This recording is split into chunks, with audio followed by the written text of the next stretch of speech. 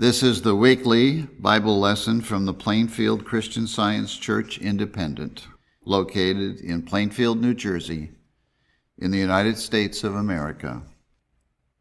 This is the lesson for Sunday, August 20, 2017. Subject, Mind. Golden text, Isaiah. And wisdom and knowledge shall be the stability of thy times, and strength of salvation.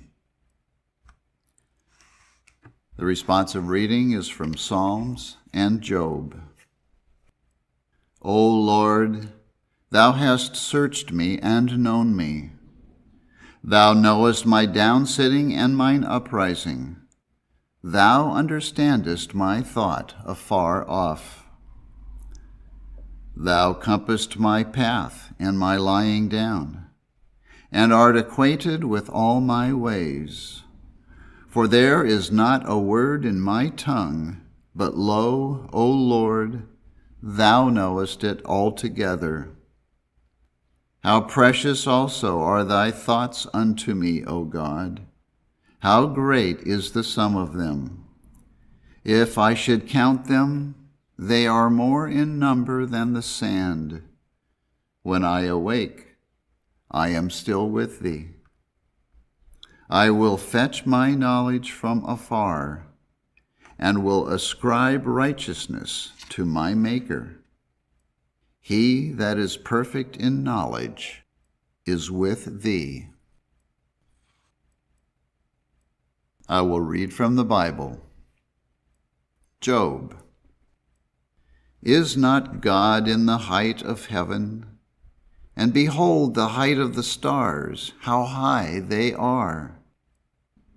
Acquaint now thyself with him, and be at peace. Thereby good shall come unto thee. Receive, I pray thee, the law from his mouth, and lay up his words in thine heart. If thou return to the Almighty, thou shalt be built up. Thou shalt put away iniquity far from thy tabernacles. Then shalt thou lay up gold as dust, and the gold of Ophir as the stones of the brooks. Yea, the Almighty shall be thy defense, and thou shalt have plenty of silver.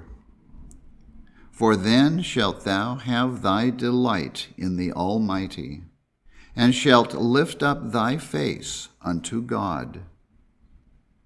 Thou shalt make thy prayer unto him, and he shall hear thee, and thou shalt pay thy vows. Thou shalt also decree a thing, and it shall be established unto thee, and the light shall shine upon thy ways. He knoweth the way that I take.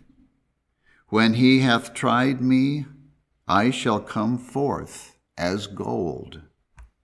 For he performeth the thing that is appointed for me, and many such things are with him. Daniel. And in the 2nd year of the reign of Nebuchadnezzar, Nebuchadnezzar dreamed dreams, wherewith his spirit was troubled, and his sleep brake from him.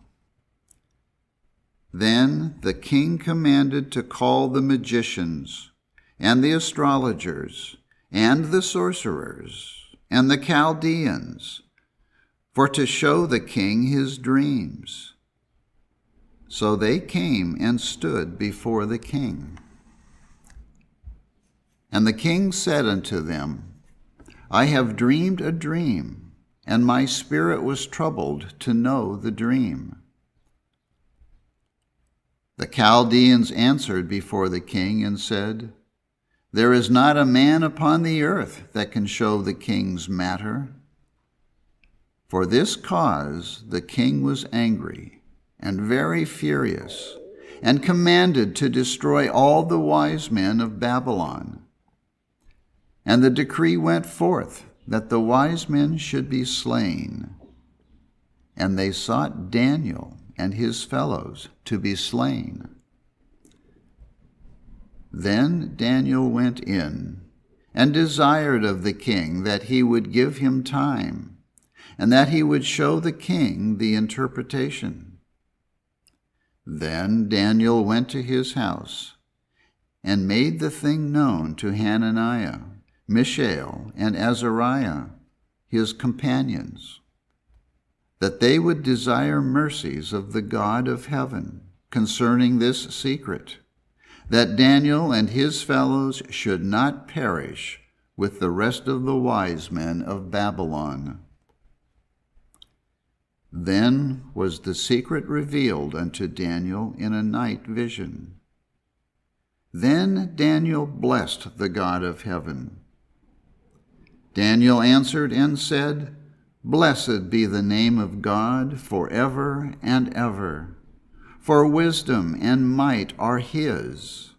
He revealeth the deep and secret things.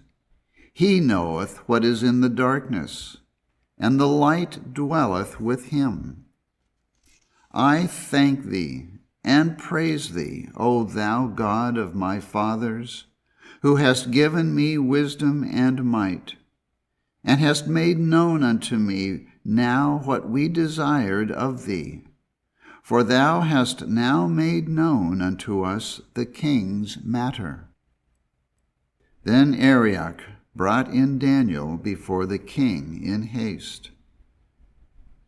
Daniel answered in the presence of the king and said, The secret which the king hath demanded cannot the wise men, the astrologers, the magicians, the soothsayers show unto the king.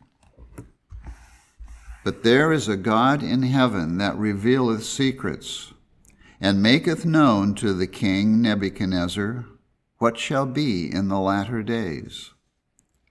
This is the dream, and we will tell the interpretation thereof before the king. Then the king Nebuchadnezzar fell upon his face, and worshipped Daniel, and commanded that they should offer an oblation and sweet odors unto him. The king answered unto Daniel and said, Of a truth it is, that your God is a God of gods, and a Lord of kings, and a revealer of secrets, seeing thou couldst reveal this secret. Then the king made Daniel a great man, and gave him many gifts, and made him ruler of the whole province of Babylon, and chief of the governors over all the wise men of Babylon. 1 Corinthians. As it is written, Eye hath not seen, nor ear heard, neither have entered into the heart of man the things which God hath prepared for them that love him. But God hath revealed them unto us by his Spirit. For the Spirit searcheth all things, yea, the deep things of God. For what man knoweth the things of a man, save the spirit of man which is in him? Even so, the things of God knoweth no man, but the Spirit of God. Now we have received not the spirit of the world, but the Spirit which is of God, that we might know the things that are freely given to us of God. Which things also we speak, not in the words which man's wisdom teacheth, but which the Holy Ghost teacheth, comparing spiritual things with spiritual. But the natural man receiveth not the things of the Spirit of God, for they are foolishness unto him, neither can he know them, because they are spiritually discerned. But he that is spiritual judgeth all things, yet he himself is judged of no man. For who hath known the mind of the Lord, that he may instruct him? But we have the mind of Christ. I will now read correlative passages from the Christian Science textbook, Science and Health with Key to the Scriptures, by Mary Baker Eddy. Mind, the only I, or us, the only spirit, soul, divine principle, substance, life, truth, love, the one God, not that which is in man, but the divine principle or God, of whom man is the full and perfect expression. Deity, which outlines, but is not outlined. The one ego, the one mind or spirit called God, is infinite individuality, which supplies all form and comeliness, and which reflects reality and divinity in individual spiritual man and things.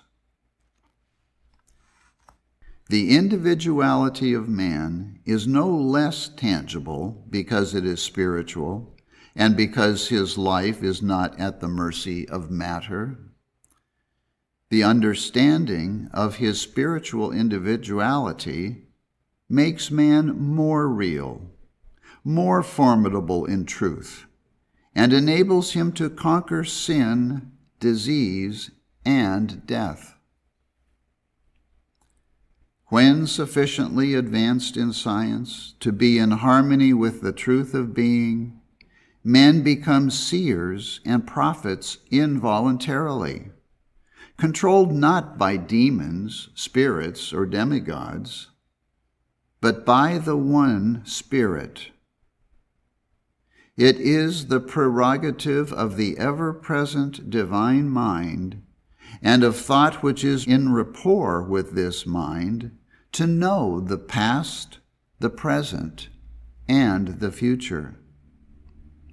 Acquaintance with the science of being enables us to commune more largely with the divine mind, to foresee and foretell events which concern the universal welfare, to be divinely inspired, yea, to reach the range of fetterless mind, to understand that mind is infinite, not bounded by corporeality, not dependent upon the ear and eye for sound or sight, nor upon muscles and bones for locomotion, is a step towards the mind science by which we discern man's nature and existence.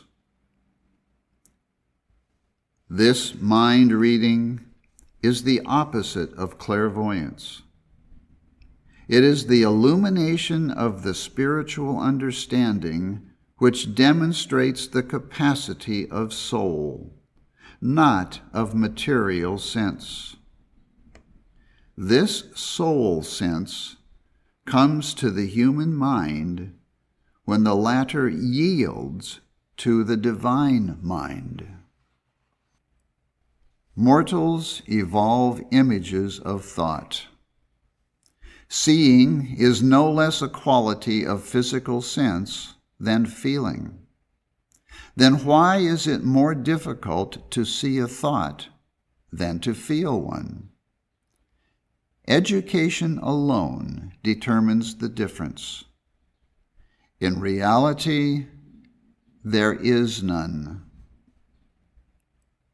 Portraits, landscape paintings, facsimiles of penmanship, peculiarities of expression, recollected sentences can all be taken from pictorial thought and memory as readily as from objects cognizable by the senses. Mortal mind sees what it believes, as certainly as it believes what it sees. It feels, hears, and sees its own thoughts. Pictures are mentally formed before the artist can convey them to canvas. So is it with all material conceptions. Mind readers perceive these pictures of thought. They copy or reproduce them, even when they are lost to the memory of the mind in which they are discoverable. The Scotch call such vision second sight, when really it is first sight instead of second, for it presents primal facts to mortal mind. Science enables one to read the human mind, but not as a clairvoyant. It enables one to heal through mind, but not as a mesmerist. Eloquence re-echoes the strains of truth and love. It is due to inspiration rather than to erudition. It shows the possibilities derived from divine mind, though it is said to be a gift whose endowment is obtained from books or received from the impulsion of departed spirits. Quote, "As he thinketh in his heart, so is he." End quote. If one believes that he cannot be an orator without study or a superinduced condition, the body responds to this belief, and the tongue grows mute, which before was eloquent. Mind is not necessarily dependent upon educational processes.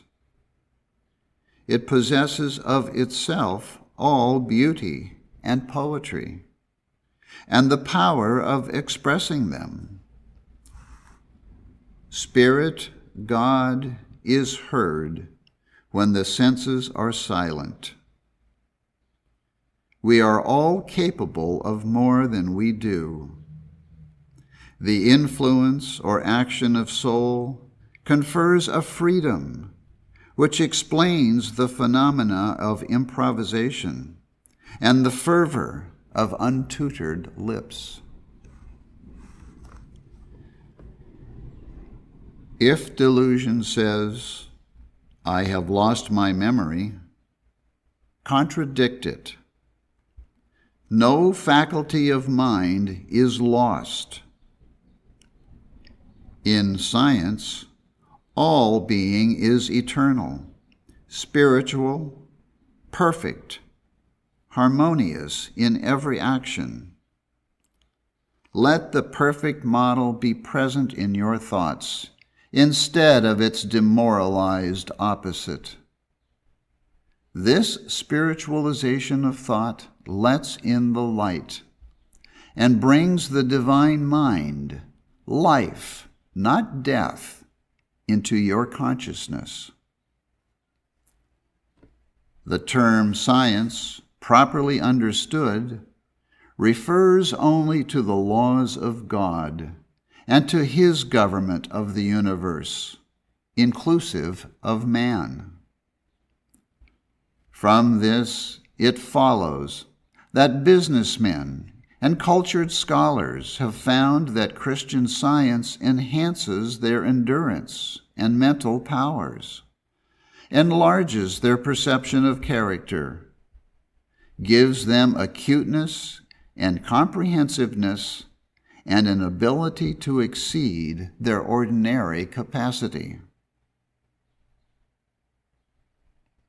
The human mind, imbued with this spiritual understanding, becomes more elastic, is capable of greater endurance, escapes somewhat from itself, and requires less repose. A knowledge of the science of being develops the latent abilities and possibilities of man. It extends the atmosphere of thought, giving mortals access to broader and higher realms. It raises the thinker into his native air of insight and perspicacity. Question: what is man? Answer: man is not matter. He is not made up of brain, blood, bones, and other material elements. The Scriptures inform us that man is made in the image and likeness of God. He is the compound idea of God, including all right ideas. That which has no separate mind from God. That which has not a single quality underived from deity. That which possesses no life, intelligence, nor creative power of his own, but reflects spiritually all that belongs to his Maker. Unfathomable mind is expressed. The depth, breadth, height, might, majesty, the glory of infinite love fills all space. That is enough.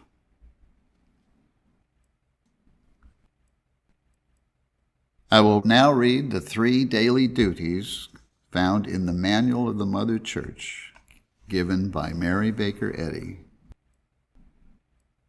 Daily prayer. It shall be the duty of every member of this church to pray each day, Thy kingdom come. Let the reign of divine truth, life, and love be established in me, and rule out of me all sin.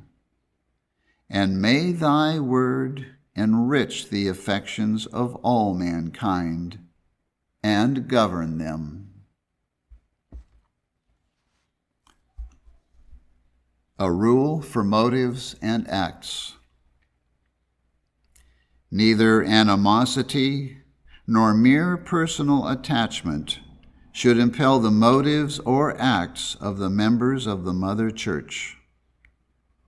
In science, divine love alone governs man, and a Christian scientist reflects the sweet amenities of love in rebuking sin, in true brotherliness, charitableness, and forgiveness.